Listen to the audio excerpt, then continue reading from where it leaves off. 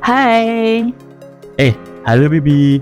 Dari mana sih Bibi? habis nyiapin materi buat kelas dealing project dulu Paman. Wih, soal gimana kita sebagai arsitek berkarir ya?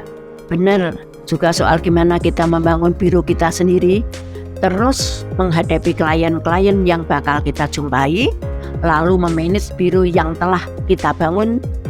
Tapi ini materinya Bibi parsial jadi 4 episode Paman, biar sama kayak filosofi tata bata. Wah, mantap loh ini. Nah, untuk keponakan Paman yang belum tahu soal filosofi tata bata, simak ya penjelasan dari Paman biar kalian tahu kenapa tata bata jual materi per episode secara terpisah-pisah. Yuk. Kalian tahu nggak kalau belajar sebuah ilmu itu kayak nata bata-bata jadi sebuah dinding. Untuk nata bata itu jadi dinding yang baik, kalian harus menyesuaikan sama kemampuan dan kebutuhan kalian. Nggak harus kalian tata semua bata sekaligus. Karena bagi Paman, ilmu itu tidak harus dipelajari langsung sekaligus.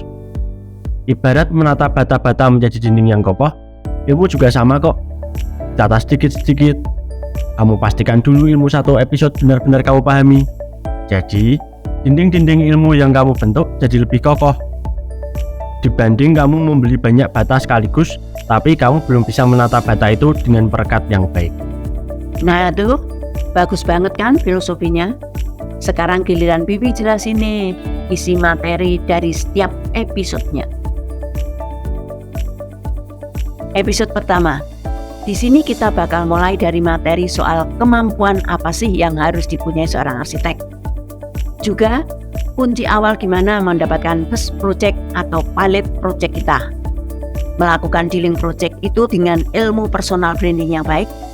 Karena branding di dunia arsitek itu tidak hanya perusahaan atau bironya, tapi juga personalitasmu. Episode 2 akan lanjut ke materi soal apa saja sih yang bisa meningkatkan persentase deal calon project. Terus kita bakal bahas soal runtutan kerja kita, supaya kalian selalu ingat untuk jelasin runtutan kerja ini ke klien. Jadi klien tuh paham sebenarnya apa aja yang harus dilakukan arsitek dan apa saja yang harus dilakukan mereka sebagai klien selama kontrak kerja nanti.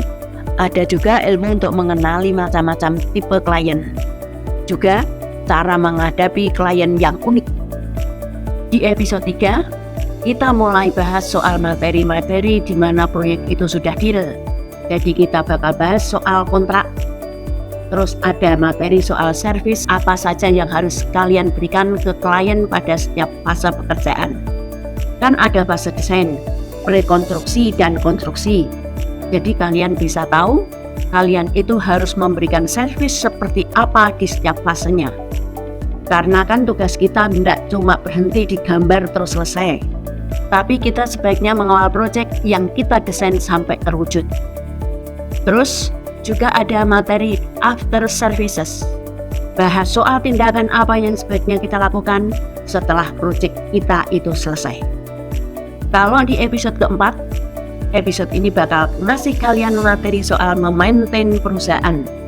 Ketika perusahaan kalian sudah berjalan dengan banyak proyek, kalian harus tetap fokus untuk menggunakan sisi kreativitas kalian untuk mendapatkan proyek dan proyek lagi, agar perusahaanmu tetap bisa bertahan dan bahkan berkembang lebih besar lagi.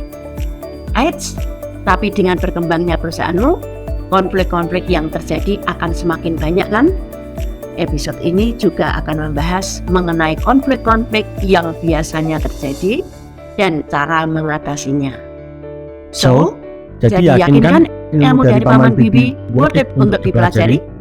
Yuk buruan beli episode kelasnya hanya di website Tata Bata. Link toko Tata Bata Bibi cantumin di deskripsi ya. See you on the classroom.